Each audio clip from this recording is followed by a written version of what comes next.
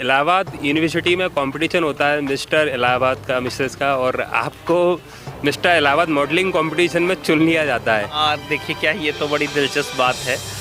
मेरी कोई ऐसी पर्सनालिटी नहीं है कि जिसको कोई मिस्टर इलाहाबाद बना दे। पीत जहाँ की रीत सदा गा पाए सर वो? और अगर मैं गा के सुना दूंगा तो बहुत सारे लोग भाग जाएंगे।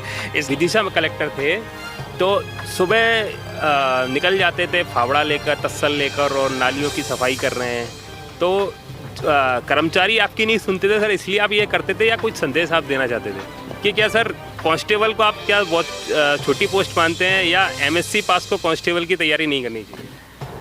पोस्ट कोई छोटी बड़ी नहीं होती, पोस्ट तो सभी बराबर है। पोस्ट नहीं, जो जहाँ भी काम कर रहा है सबको अपना अपना काम करना चाहिए, लेकिन हर काम के लिए एक योग्यता की ज़रूरत है। जब द्वितीय कक्षा में जब टीचर ने कॉपी फाड़ी तो आपने फर्स्ट आने का संकल्प ले लिया। जब आपका जेएनयू में एडमिशन नहीं हुआ तो फिर आपने सिविल सर्विसेज की तैयारी की, और पहले ही प्रयास में इंडियन रेवेन्यू सर्विसेज आपने क्रैक कर लिया था। कौन कहता है कि आसमां में सुराख हो नहीं सकता, दुष्यंत की गज़ल है। कौन कहता है कि आसमां में सुराख हो नहीं सकता, एक पत्थर तो तबीयत से उछालो यारो।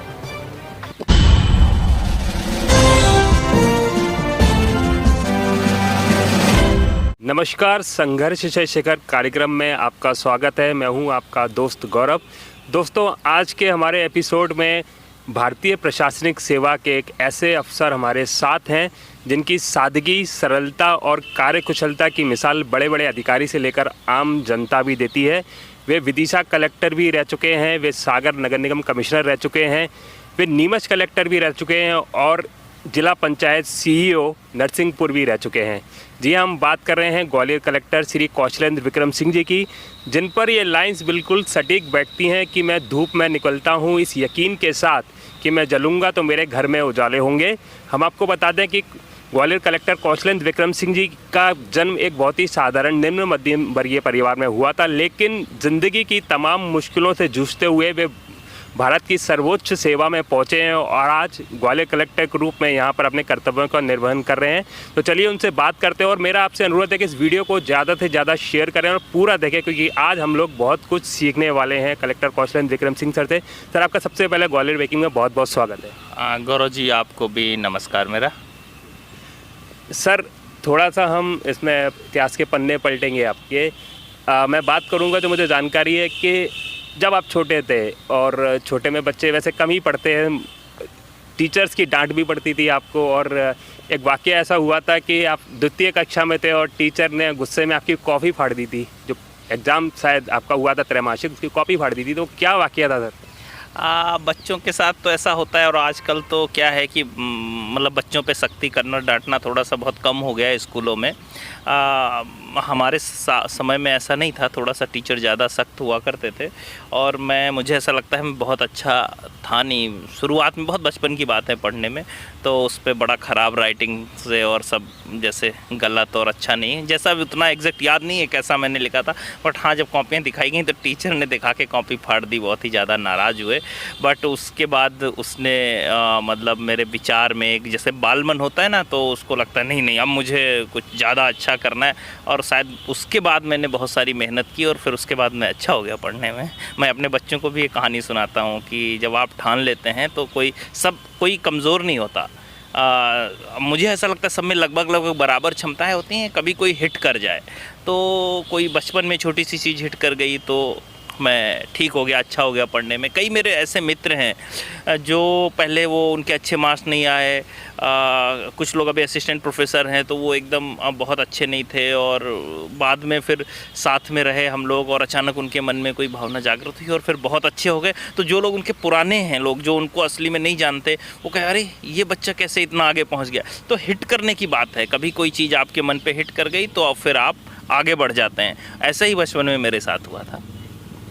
सर, उत्तर प्रदेश के हरदौल जो ज़िला है, हरदोई ज़िला है, उसके महेशपुर गांव में आपका जन्म हुआ था। पिताजी बहुत ही साधारण शासकीय सेवा में थे।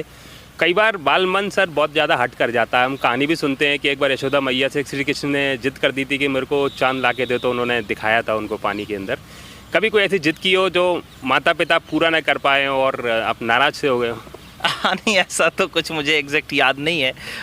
क्या है कि मेरे पिताजी तृतीय श्रेणी में सरकारी शासकीय सेवा में थे, क्लास 3 में, और उन्होंने हम लोगों की सारी इच्छाएं पूरी की। जब भी हमने कोई भी चीज़ कभी भी डिमांड की तो उसको उन्होंने पूरा किया, और पढ़ाई लिखाई में कभी हमें कोई कमी नहीं आई। और शायद उसी की वजह से जो है मैं यहाँ तक बढ़ पाया, आगे बढ़ पाया।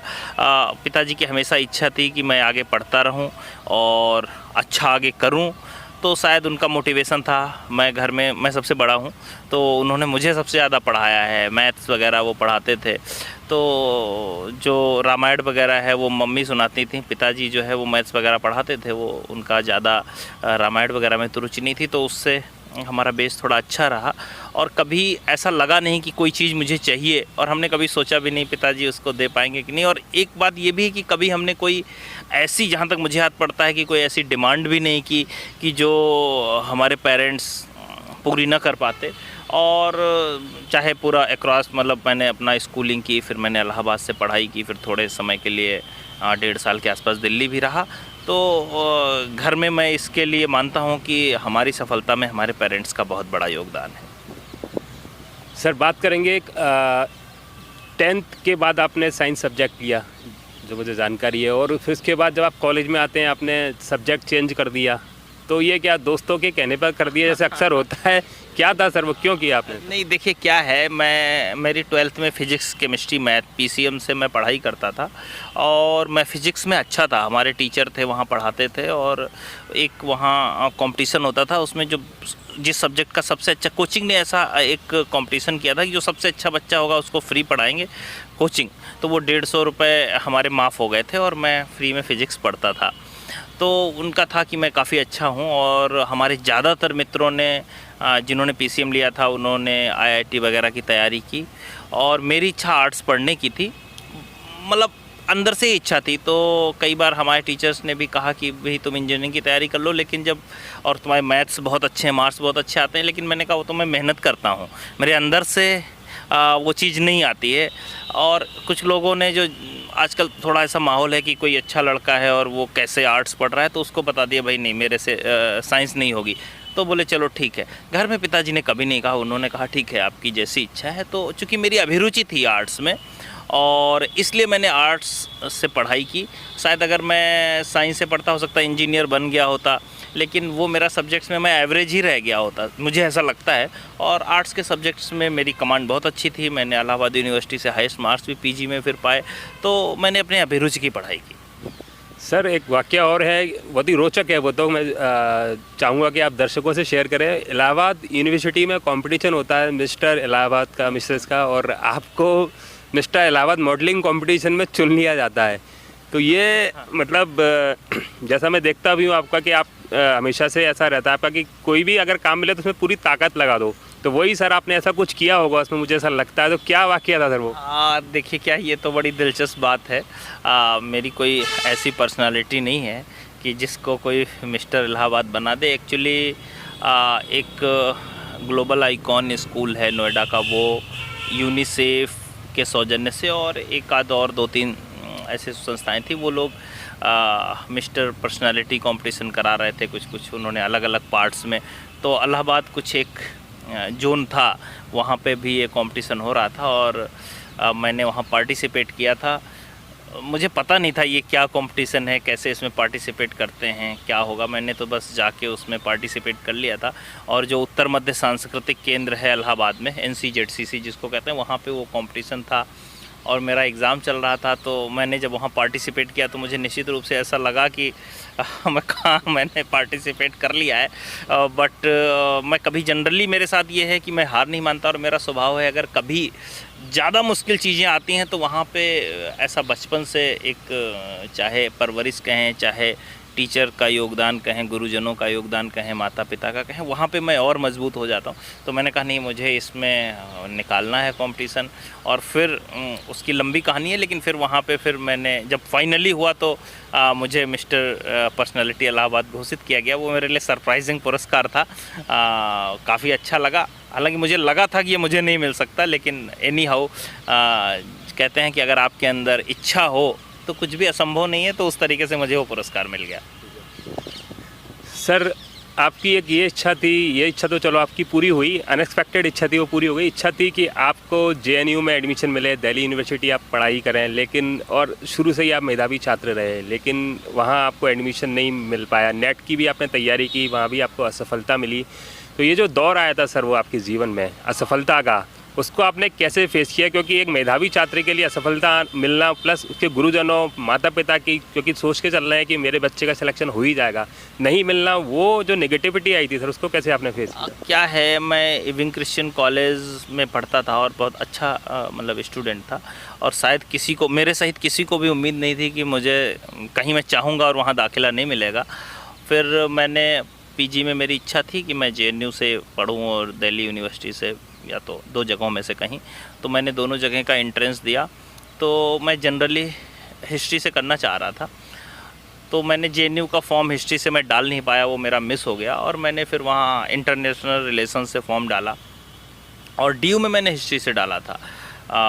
लेकिन मेरा दोनों ही जगह सिलेक्शन नहीं हो पाया, और लोगों का हो गया हमारे साथ के। तो ये बड़ा हमारे लिए सेटबैक था, नेगेटिव था, और मुझे लगा कि उस समय स्टूडेंट्स के लिए तो बहुत ही मुश्किल होता है, पूरा प्लानिंग ऐसा लगा कि शायद फेल कर गई। फिर मैंने इलाहाबाद यूनिवर्सिटी में मेरी 7th रैंक थी, फिर मैंने वहाँ पे एडमिशन ले लिया, और फिर 2 साल मैंने अच्छी मेहनत की, तो उसका परिणाम ये रहा कि मैं सिविल सर्विसेज में आ गया। सर मैंने देखा अभी बातचीत के दौरान कि जब जब आपको कोई असफलता मिली, आपका संकल्प और भी ज़्यादा मजबूत होता चला गया। जब आप द्वितीय कक्षा में जब टीचर ने कॉपी फाड़ी तो आपने फर्स्ट आने का संकल्प ले लिया। जब आपका जेएनयू में एडमिशन नहीं हुआ तो फिर आपने सिविल सर्विसेज की तैयारी की, और पहले ही प्रयास में इंडियन रेवेन्यू सर्विसेज आपने क्रैक कर लिया था। तो ये जो संकल्प की शक्ति है, ये सर कहाँ से मिलती है? मोटिवेशन कहाँ से गेन करते हैं सर आप? देखिए क्या है, मैंने आपको बताया, ये आपकी एकदम बात सही है कि जब भी जैसे मैं पेपर में भी बताऊं, जब भी मैंने एग्ज़ाम दिए तो उसमें जो सब्जेक्ट में सबसे टफ पेपर आता था, मतलब जिसके क्वेश्चन पूरे क्लास को नहीं समझ में आते, हमें भी कम आते थे, उसमें मैं सबसे ज़्यादा हाईएस्ट मार्क्स पाता था। जो इजी पेपर है सबको लग रहा है ये बड़ा अच्छा है, उसमें मेरे ठीक सबके जैसे ये थोड़े कम ही मार्क्स आते थे। लेकिन अगर कोई पेपर ऐसा आ गया जिसमें किसी को, मैं उदाहरण बताऊं, पीजी में मैं जब एग्ज़ाम दे रहा था तो एक paper professor harem Chaturvedi sir ने बनाया था, और उसमें ऐसे क्वेश्चन आए थे कि जो सीधे सीधे नहीं थे, काफ़ी टफ क्वेश्चन थे, और पूरे क्लास की हालत ख़राब थी, और बाद में उसमें 100 में 40 और 42 ऐसे मार्क्स लोगों के आए, और मेरे 73 उस पेपर में मार्क्स आए थे। ऐसे ही ग्लोबलाइजेशन एंड कंटेम्प्रेरी कल्चर का पेपर था, वो भी बहुत टफ था, प्रोफेसर ललित जोशी सर पढ़ाते थे, उसमें भी मेरे बहुत एक्स्ट्राऑर्डिनरी मार्क्स आए। तो जो पेपर सबसे टफ आता था, जिसमें पूरी क्लास के मार्क्स नहीं आते थे, हमेशा मेरा रिकॉर्ड रहा उसमें मेरे बहुत अच्छे मार्क्स आते थे। तो मुझे लगता है शायद क्योंकि मैं घबराता नहीं, फिर उस समय जब चैलेंज आता है तो मेरी इच्छा शक्ति बहुत बढ़ जाती है, और क्योंकि मुझे लगता है इसमें एक शायद बचपन से माता पिता की परवरिश का योगदान रहा, और शायद मैं अपने मन को बार बार समझाता रहता हूँ। जब भी एग्ज़ाम में ऐसा कभी पेपर आया होगा, या कोई भी ऐसी केवल पेपर ही नहीं, कोई भी ऐसी परिस्थिति आई होगी वहाँ पे मैं अपने को समझाता हूँ कि नहीं, देखो कुछ न कुछ अच्छा होगा और मैं कर सकता हूँ। और सबके लिए टफ़ है, मैंने मेहनत की है, तो मेरे लिए केवल अकेला टफ़ नहीं है, अब इन सब में मैं सबसे अच्छा करूँगा। तो एक तो मैं अपने मन को उस दौरान मोटिवेट करता रहता हूँ, और दूसरी चीज़ है कि मैं थोड़ा ईश्वर में भी भरोसा करता हूँ, और मुझे लगता है कि मैं हमेशा अपने मन में ये मानता रहता हूँ कि जब सबसे कठिन समय आता है, उस समय आपके साथ सबसे अच्छा होने वाला होता है। भगवान राम को जब, आप बताइए, राम को अगर जंगल का वनवास न मिला होता तो आप में से पूरी जो रामचरितमानस बनी और राम का व्यक्तित्व बना, वो बन पाता क्या? तो वो अपने माता को कहते हैं जाके, जब उनको वनवास मिल जाता है, कहाँ अयोध्या की राजगद्दी, तो अयोध्या की राजगद्दी मिल जाती उनको, इस बात के लिए थोड़ी राम बन गए। तो उन्होंने अपनी माता से कहा, पिता दीन मोहि कानन राजू, पिता ने मुझे जंगल का राज दे दिया है, और जहाँ सब भांति मोर बड़ काजू, वहाँ हमारा बहुत ही ज़्यादा काम काज है, जहाँ पे हम जाके। तो जब सबसे कठिन क्षण आपके जीवन का आता है, तब आप ये मान के चलिए अब सबसे अच्छा कुछ न कुछ होने वाला। सामान्य क्षणों में, सामान्य परिस्थितियों में कोई बहुत अच्छा तो नहीं कर सकता, उसमें तो आप सामान्य परिस्थितियाँ तो सामान्य व्यक्ति पैदा करते हैं, और असामान्य परिस्थितियाँ असामान्य व्यक्ति पैदा करते हैं। इसलिए जब भी किसी, मैं सभी से कहना चाहूँगा, जब भी किसी के जीवन में टफ क्षण आए, असामान्य क्षण आए, कैसा भी हो सकता है, बच्चों के लिए एग्ज़ाम हो सकता है, किसी व्यक्ति को फाइनेंशियल क्राइसिस हो सकती है, किसी के हेल्थ इश्यूज़ हो सकते हैं, किसी का पारिवारिक झगड़ा हो सकता है, किसी का समाज में कोई दिक्कत हो सकती है, दिमाग में कोई परेशानी हो सकती, उस समय मानिए अब आपके लिए असामान्य करने का समय है। तो ये मेरा व्यक्तिगत मानना रहा है। पहले अटेम्प्ट में ही आपने यूपीएससी क्लियर किया, तो बहुत सारे दर्शक जो तैयारी कर रहे हैं और मैं भी ये जानना चाहूँगा कि तैयारी सर आपने कैसे की? कोचिंग से तैयारी की या खुद से पढ़ाई की, या क्या किताबें आपने पढ़ी, कैसे आपने तैयारी? देखिए क्या है कि मेरा पहले प्रयास में मेरी 352वीं रैंक थी 352, और मैं Indian revenue service custom central excise के लिए चयनित हुआ था। और फिर उसकी मैं ट्रेनिंग बॉम्बे में, भांडुप, मुंबई में उसकी ट्रेनिंग कर रहा था। और उसके बाद फिर मेरा इसमें IAS में सेकंड अटैम्प्ट में हुआ, और तब मेरी 33वीं रैंक थी। देखिए क्या है कि जो लोग सेलेक्ट होते हैं और जो नहीं सेलेक्ट हो पाते हैं, हम ऐसा नहीं कह सकते कि बहुत अंतर होता है। थोड़ा सा मेहनत, थोड़ा सा तरीका, थोड़ा सा प्रैक्टिस, इन सब चीज़ों का योगदान रहता है सिलेक्शन में। जहाँ तक ये सवाल है कि प्रथम प्रयास में कैसे सिलेक्शन हो सकता है, तो मैं मानता हूँ एक सिविल सर्विसेज में एक सर्टेन लेवल चाहिए सिलेक्शन के लिए। तो अगर आप पहले से थोड़ा थोड़ा पढ़ते लिखते रहते हैं, जैसे मैं डिबेट में पार्टिसिपेट करता रहता था, मैं क्विज़ में पार्टिसिपेट करता था, मैं अपने टीचर्स की बातें सुनता रहता था, बहुत सारा जो वादे जायते तत्वबोधा वाला ज्ञान है, जो सुनते सुनते बहुत सारा ज्ञान है, वो सब मिला जुला के बहुत सारा काम दे जाता है। तो ये सिलेक्शन में केवल हम ये नहीं कह सकते जो हमने किताब पढ़ी है वही केवल मायने रखता है। जीवन में जो कुछ भी आपने सीखा है वो सब वहाँ जाके काम करता है। मैं एक उदाहरण बताऊं, जैसे हमारे समय में एक भारत भूटान संबंध आया, तो मुझे अचानक अपने टीचर की बात याद आ गई। वो कहते थे कि एक समय UN में भारत को 2 वोट मिलते थे, तो एक वोट भारत का था, दूसरा बताओ किसे मिला? तो कुछ लोग बताते हैं उन्होंने एक वोट भूटान का मिलता था। तो एक वो यहीं से लेक्चर हमारे टीचर कई बार शुरू किया करते थे हिस्ट्री के, और लोग भी। तो मुझे उस समय याद आ गया, तो मैंने वहीं से अपना आंसर फ्रेम करना शुरू किया कि कितना गहरा ऐतिहासिक धरातल है। एक एग्जांपल दे रहा हूँ, इसी तरीके की बहुत सारी चीज़ें जो हमने अपने प्रोफेसर से, टीचर से सुन रखी थी, उन सब चीज़ों को लिखा और हमारे अच्छे मार्क्स आ गए। जायसी सूफ़ी थे, कभी एक क्वेश्चन आया था, हमने तो कभी पढ़ा ही नहीं था, लेकिन जो कुछ सुन रखा था वो सब लिख दिया। तो मैं मानता हूँ कि जो आप बचपन से पढ़ते हैं, बहुत सारे चीज़ों में भाग लेते हैं, पार्टिसिपेट करते हैं, आपकी पर्सनालिटी जैसे जैसे डेवलप होती है, वो सारी चीज़ें वहाँ पे निखर के सामने आती हैं। तो मैं ये मानता हूँ कि जितने भी स्टूडेंट हैं जो तैयारी कर रहे हैं, उनको केवल जैसे कोई ग्रेजुएशन में जाते हैं इलाहाबाद में, तो वो कहते हैं कि हम 12th करके गए, अब मैं IAS की तैयारी शुरू करता हूँ। तो मैं सबको बोलता हूँ ऐसा मत करिए। आप जब जो पढ़ना है तब वो चीज़ वो उस समय पढ़िए, उसमें सिलेक्शन तो फिर ऑटोमेटिक अपने आप 1 आध साल की मेहनत में हो जाएगा। ग्रेजुएशन कर रहे हैं तो ग्रेजुएशन करिए, एक्स्ट्रा करिकुलर चीज़ें पढ़िए, न्यूज़पेपर पढ़िए, मैगजीन पढ़िए। ये अगर भावना से कि 12th के बाद तो मैं IAS के लिए पढ़ाई करूँगा या सिविल सर्विसेज के लिए पढ़ाई करूँगा, तो सिलेक्शन मुश्किल हो जाएगा। क्योंकि एक पैटर्न पे आप पढ़ेंगे तो वो थोड़ा दिक्कत देगा, उससे आपका दिमाग उतना नहीं खुलेगा। तो मेरे लिए तो यही रहा कि मैं अपना ये सब चीज़ों में पार्टिसिपेट करता रहा। मैं इविंग क्रिश्चियन कॉलेज में तरुण शांति सेना में सदस्य था, उसका एक्टिव पार्टिसिपेशन करता था। उसके अलावा गांधी प्रार्थना समाज में समाज सेवा का काम करता रहता था। बाढ़ आई तो वहाँ सहायता कर रहे हैं, उसमें काम करते रहते थे। बहुत सारा एक्स्ट्रा करिकुलर एक्टिविटी में, मुझे लग रहा है 30% पढ़ाई करते थे, 70% जो है इन सब चीज़ों में पार्टिसिपेट करते थे। और फाइनली फिर इन सब चीज़ों ने बाद में बहुत ज़्यादा मदद की। और फिर हमने जो जहाँ कोई वीकनेस थी उसमें कोचिंग्स में भी हमने 1-1.5 साल में कहीं करके हमने मदद ली। लेकिन अल्टीमेटली जो आप पढ़ते हैं, जो आप पर्सनल मेहनत करते हैं, वही मायने रखती है, और कोई दूसरा तरीका नहीं है। कोचिंग से सर केवल गाइडेंस मिल सकती है, पढ़ना खुद को ही पड़ता है। सर एक चीज़ और एक साथ आपकी एक इच्छा और अधूरी रह गई। मुझे लगता है कि आपको गाने का बहुत मन था। टीचर ने तैयारी कराई थी, अभी 15 अगस्त आने भी वाला है कि है प्रीत जहाँ की रीत सदा। गा पाए सर वो? नहीं, मैं गा एकदम नहीं पाया। क्या है कि मैंने तब तो मैं बचपन में मेरी इच्छा थी, और हमारे जो मैम थी वो बहुत स्कूल में मानती थी, तो उन्होंने मुझे खूब प्रैक्टिस कराई, तो मैंने गाया। लेकिन निश्चित रूप से मैंने अच्छा तो नहीं गाया होगा, आज मुझे पता है। और अगर मैं गा के सुना दूंगा तो बहुत सारे लोग भाग जाएंगे, इसलिए मतलब मैंने वहाँ तो गा के सुना दिया था और पता नहीं मुझे एक सर्टिफिकेट भी मिला था उसमें, लेकिन वो क्यों मिला कैसे मिला मुझे नहीं पता नहीं और लोगों ने मेरे से भी ख़राब गाया होगा, तो क्योंकि मैं गा तो नहीं सकता। हालांकि मैं 1-2 गाने जो है मैंने अभी कोशिश कर रहा हूँ उनको तैयार करने के लिए, क्योंकि कहीं भी आप जाओ तो लोग कहते नहीं कुछ तो सुनाओ कुछ तो सुनाओ, नहीं अगर मैंने आपको सुना दिया ना तो फिर बड़ा मुश्किल हो जाएगा, पूरा आपका कोई देखेगा नहीं इंटरव्यू। तो मैं गाता तो बहुत ही अच्छी बात थी, लेकिन मेरा गला भी नहीं है और मतलब गाने की क्षमता एकदम नहीं है। हालांकि गाने सुन लो तो अच्छा लगता है। सर, अब ज़िंदगी के बहुत महत्वपूर्ण पड़ाव की मैं बात करूंगा, आपके विवाह की। ये मुझे जानकारी है कि अरेंज मैरिज आपकी हुई थी। मैं यहीं से मैम जो हैं कामनी मैम को यहीं से नमस्ते करता हूँ, और वो आपको बहुत सपोर्ट भी करती हैं। मैं देखता हूँ कि जो आपकी वर्किंग है, क्योंकि क्या होता है कई बार के बहुत वर्किंग का बहुत प्रेशर होता है, लेकिन अगर घर पे भी टेंशन चल रही हो, घर से सपोर्ट नहीं मिला तो वर्किंग का और ज़्यादा ही प्रेशर बिगड़ जाता है।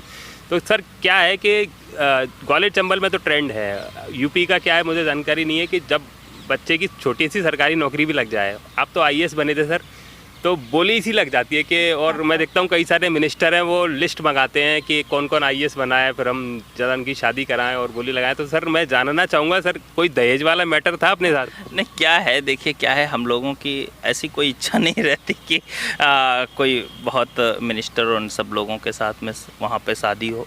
एक सामान्य जिस तरीके से यूपी में हम लोग अरेंज मैरिज हमारी है और उस अरेंज मैरिज में हमारी शादी हुई है, और लेकिन हम लोगों के बीच का जो कॉम्बिनेशन है वो बहुत अच्छा है, और निश्चित रूप से मेरी वाइफ का परिवार बहुत अच्छा है और वो हमारे हर काम में हर चीज़ में बहुत मदद करती हैं। निश्चित अगर हम कभी ये देखें कि अगर हम अपनी लाइफ में सक्सेस पढ़ पाते हैं, अगर हम अपने घर के फ्रंट पे कमज़ोर हैं, तो निश्चित रूप से हमारा काम अधूरा रह जाएगा, क्योंकि हमारा वर्किंग आवर्स बहुत ज़्यादा रहता है। तो उससे हमारी पत्नी बहुत सहयोग करती है और निश्चित रूप से इसमें उनके जो पारिवारिक परिवेश का प्रभाव है वो बहुत ज़्यादा रहा है। उनका एक हमारे फादर इन लॉ जो है टीटी कॉलेज में प्रोफेसर थे और साथ में पॉलिटिकली भी एक्टिव थे, तो उन्होंने शायद अच्छे संस्कार बहुत अच्छे दिए, तो उसका लाभ हमें भी मिल रहा है और मैं अपने करियर में आगे बढ़ रहा हूँ। थे तो उन्होंने शायद अच्छे संस्कार बहुत अच्छे दिए, तो उसका लाभ हमें भी मिल रहा है और मैं अपने करियर में आगे बढ़ रहा हूँ। सर बात करेंगे अब आपकी जो वर्किंग है उसकी। कुछ चीज़ें जो मैंने देखी हैं और मुझे याद है, पढ़ा है मैंने, कि सागर जब आप नगर निगम कमिश्नर रहे तो 327 शायद रैंक थी, कुछ ऐसी 333 के ऊपर थी, आपने 26 कर दी वो रैंक नगर निगम की।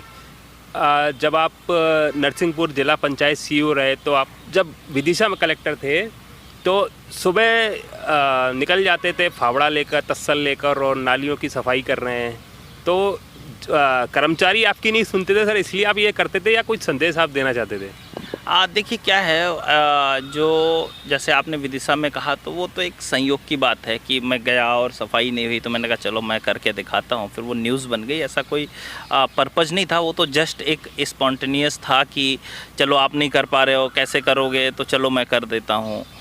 और जहाँ तक सागर की बात है, तो उस समय पहला स्वच्छता सर्वेक्षण शुरू हुआ था, तो सागर की रैंक बहुत ख़राब थी, तो फिर हमने पूरी टीम के साथ बहुत मेहनत की और हम लोगों ने 23rd रैंक लगाई थी, और it was fastest moving city in western zone के जो 7-8 स्टेट थे उनमें सागर को फास्टेस्ट मूविंग सिटी का अवार्ड मिला था। चावरपाठा को हम लोगों ने मध्य प्रदेश का पहला ODF ब्लॉक बनाया जब ये स्वच्छ भारत मिशन लॉन्च हुआ, उसका 1 साल पूरा हुआ था। उसके अलावा प्रधानमंत्री आवास योजना में नीमच में काम हुआ, जिसके लिए प्राइम मिनिस्टर एक्सीलेंस अवार्ड मिला। तो ऐसे ही ग्वालियर में आपने देखा होगा गुड गवर्नेंस के लिए जो है हमें लोक सेवा प्रबंधन विभाग से अवार्ड मिला। तो वो सब टीम, मतलब एक तरीके से टीम ने मिलके काम किया, कोई ऐसा हमारा क्रेडिट नहीं होता कि हमें, देखिए आईएएस में कोई पर्सनल अवार्ड एक तरीके से मिलता नहीं है, क्योंकि इसमें कोई ब्रेवरी का काम या कोई आप ऐसा वीरता का काम करते नहीं, आप पूरी टीम के साथ सर्विस डिलीवरी के लिए काम करते हैं, जिसमें सरकार के टॉप से निर्देश होता है, माननीय मुख्यमंत्री जी आपको गाइड करते हैं कि आपको ऐसे करना है, और फिर उसके बाद हम लोग अपनी टीम के साथ मिलकर उसको एग्जीक्यूट करते हैं। हाँ, ये ज़रूर है, अगर हम टीम वर्क अच्छा करते हैं, जनता को उससे जोड़ लेते हैं, तो रिजल्ट अच्छे आ जाते हैं। सर, एक अफवाह है या सच है मुझे पता नहीं, आपके जो नीचे वाले वो हैं कर्मचारी बड़ा डर के रहते हैं आपसे, बोलते हैं सर से हमें बहुत डर लगता है। आप भितरवार गए जब क्या कहते हैं वैक्सीनेशन का लक्ष्य नहीं पूरा हो पा रहा था डबरा में, तो आपने बोल दिया कि एक एक को फांसी पर टांग दूंगा। आप एक बार भितरवार और गए जब आपने पटवारी को और वहाँ के जो ठेकेदार थे उनको तत्काल सस्पेंड कर दिया था। तो सर, ये डराना रहता है क्या, इसमें भी आपका कुछ मोटिवेशन रहता है? नहीं, ये बात मतलब सही नहीं है कि लोग डरते हैं। लोग टीम के रूप में काम करते हैं। कभी कभी ऐसा, जैसे शॉर्ट टाइम में ज़्यादा रिजल्ट लेना है तो थोड़ा बहुत मतलब डराने की ज़रूरत पड़ सकती है। हाँ, अदरवाइज़ लोग टीम के रूप में ही काम करते हैं। आप अगर फीडबैक लेंगे तो लोग काफ़ी खुश रहते हैं और पूरी टीम एक साथ काम करती है। मैं आपको एक उदाहरण बताऊं, जब हमने नरसिंहपुर से मेरा ट्रांसफ़र हुआ था तो सारे लोग रो रहे थे। तो ऐसा नहीं, हम लोग मिलजुल के ही काम करते हैं। अब कभी कभी शॉर्ट टाइम में रिज़ल्ट चाहिए तो सख्त की ज़रूरत पड़ जाती है। सर, आपने तो यूनिवर्सिटी में जो कर रहे थे, प्रोटेस्ट कर रहे थे स्टूडेंट, उनको भी डरा दिया था और कह दिया, मतलब वो प्रोटेस्ट कर रहे हैं और आपने कह दिया, इसमें एक स्टूडेंट था, एमएससी था और कांस्टेबल का एग्ज़ाम दिया था उसने आपने पूछा कि क्या करते हो, उसने कहा एमएससी की है केमिस्ट्री से। तो आपने कहा कि कांस्टेबल की तैयारी क्यों की, कांस्टेबल का एग्ज़ाम क्यों दे रहे हो, एमएसटी पास को तो साइंटिस्ट बनना चाहिए। तो सर, ये प्रश्न जनता का है जो मेरे से उन्होंने कहा है कि आपसे मैं ज़रूर पूछूं कि क्या सर कांस्टेबल को आप क्या बहुत छोटी पोस्ट मानते हैं या एमएससी पास को कांस्टेबल की तैयारी नहीं करनी चाहिए? देखिए क्या है, आपका सवाल थोड़ा सा गंभीर है, इसलिए मैं इसका थोड़ा सा जवाब देना चाहूँगा। पोस्ट कोई छोटी बड़ी नहीं होती, पोस्ट तो सभी बराबर है। पोस्ट नहीं, जो जहाँ भी काम कर रहा है सबको अपना अपना काम करना चाहिए, लेकिन हर काम के लिए एक योग्यता की ज़रूरत है। सपोज़ मैंने एमएससी मैथ से किया है तो फिर उसका यूज़ होना चाहिए ना। अगर किसी ने फाइनेंस में किया है तो उसका यूज़ होना चाहिए। अगर किसी, अब सपोज़ अगर कोई मैथ्स से करके और वो उसके बाद में जाके फिजिकल टीचर बन जाएगा तो उसका क्या यूज़ है, आप बताओ। एक कांस्टेबल का काम अपना काम है, उसका काम है कि जो उसको डायरेक्शन मिला, उसको लॉ एंड ऑर्डर में खड़े होना है, उसको अपनी ड्यूटी करनी है। डिसीजन मेकिंग तो कम है ना, वो उस लेवल की डिसीजन मेकिंग नहीं है। एक एसपी है, उसको दूसरे लेवल की डिसीजन मेकिंग करनी है, उसको ज़िले में कानून व्यवस्था मेंटेन करनी है, तो क्या डिसीजन लेना है, क्या काम करना है। सपोज एक मजिस्ट्रेट लगा है तो उसको लाठी चार्ज करना है कि नहीं करना है, ये उसको डिसाइड करना है। वो कांस्टेबल तो नहीं डिसाइड करता ना, उसको तो जब आदेश मिलता है तो वो काम करता है। इसी तरीके से अगर कोई विभाग में काम कर रहा है तो वो पॉलिसी लेवल का काम करता है। तो सबका अलग अलग काम है और उसके लिए अलग अलग योग्यता। अगर सभी पदों पे सेम योग्यता होती तो आप देखो ऐसा तो नहीं होता ना, कहीं एमबीए मांगा जाता है, कहीं कॉमर्स मांगा जाता है, कहीं पे सिंपल ग्रेजुएशन मांगा जाता है। आपने देखा क्या कि साइंटिस्ट की विज्ञप्ति निकली हो सपोज़, तो उसमें कह दिया जाए 12वीं पास फॉर्म भर सकते हैं, नहीं निकलती ना ऐसी, उसके लिए एक निश्चित योग्यता। तो मेरा कहने का से था, आपने जो पढ़ाई की है, जो योग्यता की है, जैसे कांस्टेबल के तो फिजिकल चाहिए ना, आपको 12वीं अगर पास है, मान लो सपोज 12वीं आ रहे, तो आपको दौड़ना आना चाहिए, आपकी थोड़ी सी हाइट अच्छी होनी चाहिए, वो नहीं। साइंटिस्ट के लिए तो नहीं है ना उतनी हाइट होनी चाहिए दौड़ना, उसके लिए तो होना चाहिए कि आपको ये चीज़ आनी चाहिए, आपका ये नॉलेज लेवल होना चाहिए। तो ऐसा करके है। तो मेरा कहने का आशय है, जो जिस लेवल की पढ़ाई कर रहा है उसको वो काम, मतलब उस क्षेत्र में कोशिश करनी चाहिए आगे जाने की, तभी उसका उपयोग हो पाएगा। नहीं तो आपने बहुत सारा पढ़ा है, फिर उसका क्या उपयोग होगा। सही बात है।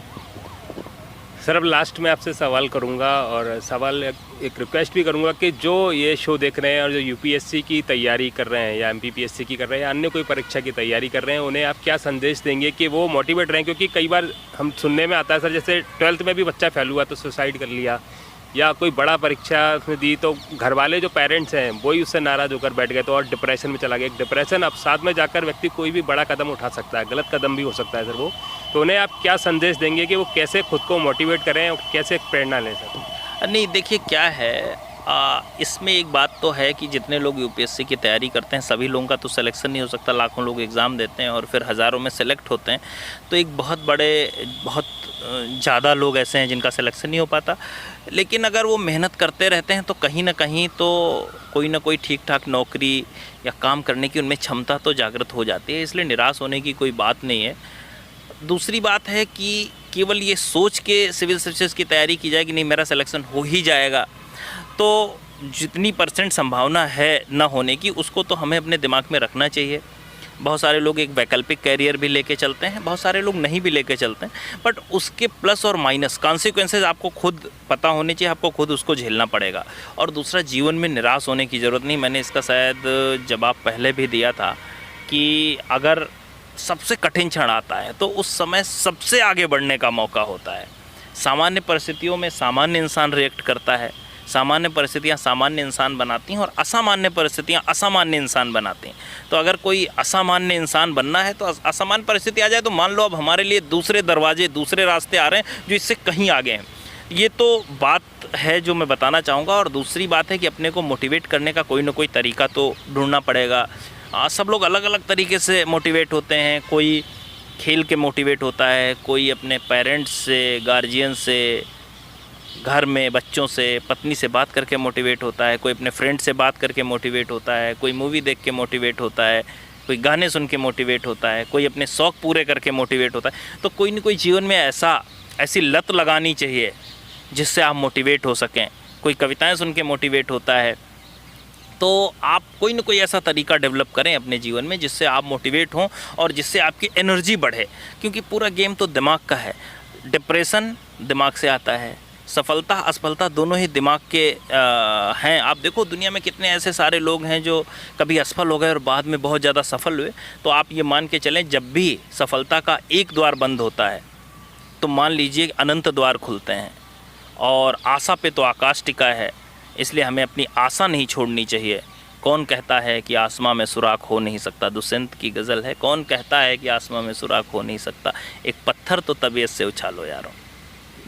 बहुत बहुत धन्यवाद सर। तो हमारे साथ थे ग्वालियर कलेक्टर श्री कौशलेंद्र विक्रम सिंह जी, जिनका पूरा जीवन उन हर व्यक्ति के लिए अंधकार में एक छोटी सी प्रकाश किरण के समान है, जो कि कहीं ना कहीं अंधकार से जूझते हुए अपनी हार मान लेते हैं। उन्होंने बहुत अच्छी लाइन कही कि कौन कहता है कि आसमां में सुराख नहीं हो सकता, एक पत्थर तो तबीयत से उछालो यारो। या फिर हम ये भी कह सकते हैं कि मंजिल तो मिल ही जाएगी, भटक कर ही सही, गुमराह तो वो हैं जो घर से निकले ही नहीं। आपको ये एपिसोड कैसा लगा हमें कमेंट बॉक्स में ज़रूर बताइए। और बाकी की ताज़ा तरीन खबरों के लिए देखते रहिए ग्वालियर ब्रेकिंग, सबसे पहले सबसे सटीक।